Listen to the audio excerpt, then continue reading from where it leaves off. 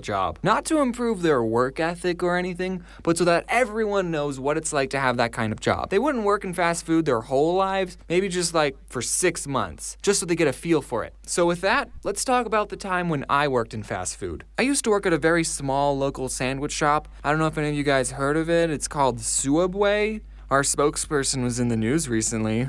I don't know if you guys look at the news. Did you hear he got beat up in jail? I kind of want to meet the person who beat up Jared more than Jared. Not in person. We wouldn't meet in person, obviously. But like, he would be behind bars, and I would just look at the guy who beat up my spokesperson. How many people get to say that they beat up a fast food icon who is also a pedophile? Only one, and it's that guy. Okay, but seriously guys, working at Subway was probably one of the most easiest jobs out there. I don't know why I'm about to complain about it to you guys. We got free cookies. And you know the comic with the Subways in Hell? I was actually working at Subway when I made that comic. I just think it adds sort of a little bit of value to it. You see, the owners, who were husband and wife, can you believe it, of the Subway I worked at owned 2 stores. One of the Subway stores was in a Walmart on an Indian reservation, because we have those in Arizona, and the other Subway was the Subway I worked at. And since the Walmart store was always busy, the owners would spend 99% of their time at that store. So I didn't really have a boss most of the time. On the off chance the owners did show up, they would just pick up some food and then they would make sure I was making sandwiches the right way. And every time I made a sandwich in front of them,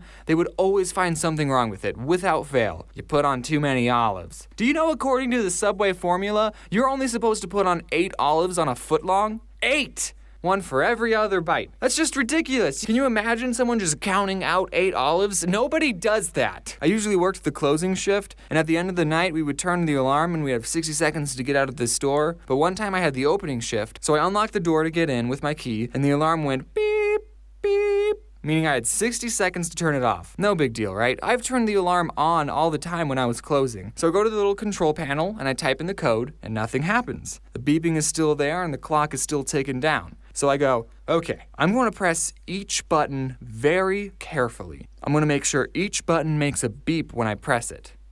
Beep, beep, beep. Nothing still happens. So I go, okay, I'm going to make sure to press each button very carefully. And I start thinking, did they change the passcode without telling me? Well, this is the only passcode I know, so we're just going to try it again.